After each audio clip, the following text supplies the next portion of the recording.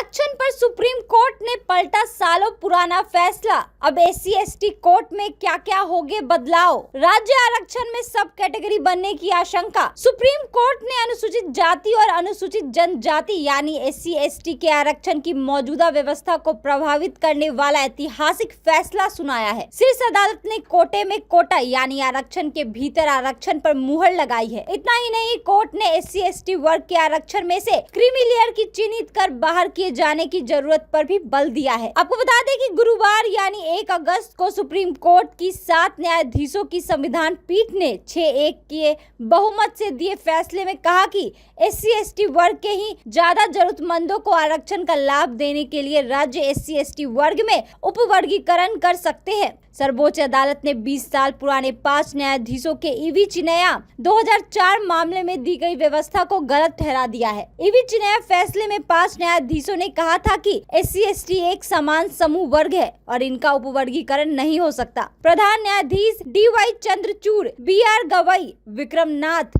बेला एवं त्रिवेदी, पंकज मित्तल, मनोज मिश्रा और सतीश चंद्र शर्मा की 7 सदस्यीय पीठ ने इस मुद्दे पर लंबित करीब 2 दर्जन याचिकाओं पर यह फैसला सुनाया है। दरअसल सुप्रीम कोर्ट ने गुरुवार 1 अगस्त को इस बारे में बड़ा फैसला सुनाया। अदालत ने 20 साल पुराना अपना ही फैसला पलटा है। अब कोर्ट ने कहा था कि अनुसूचित जातियों खुद में एक समूह है, इसमें शामिल जातियों के आधार पर और बंटवारा नहीं किया जा सकता है। कोर्ट ने अपने नए फैसले में राज्यों के लिए जरूरी हिदायत भी दी है। कहा है कि राज्य सरकार मनमर्जी से फैसला नहीं कर सकती। इसके लिए 2 शर्तें होंगी। पहली ये कि अनुसूचित जाति के भीतर किसी एक जाति को 100% कोटा नहीं दे सकती। दूसरी शर्त ये कि अनुसूचित जाति में शामिल किसी जाति का कोटा तय करने से पहले उसकी हिस्सेदारी का पुख्ता डेटा होना चाहिए।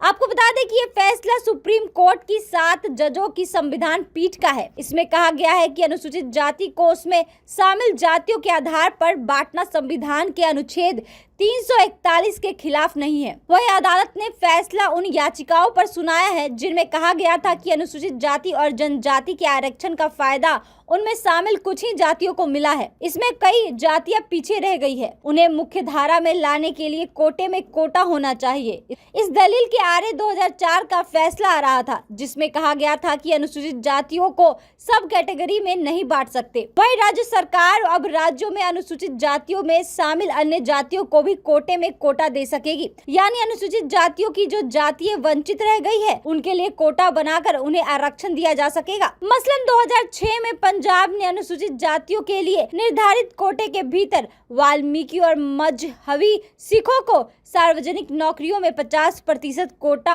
और पहली वरीयता दी थी।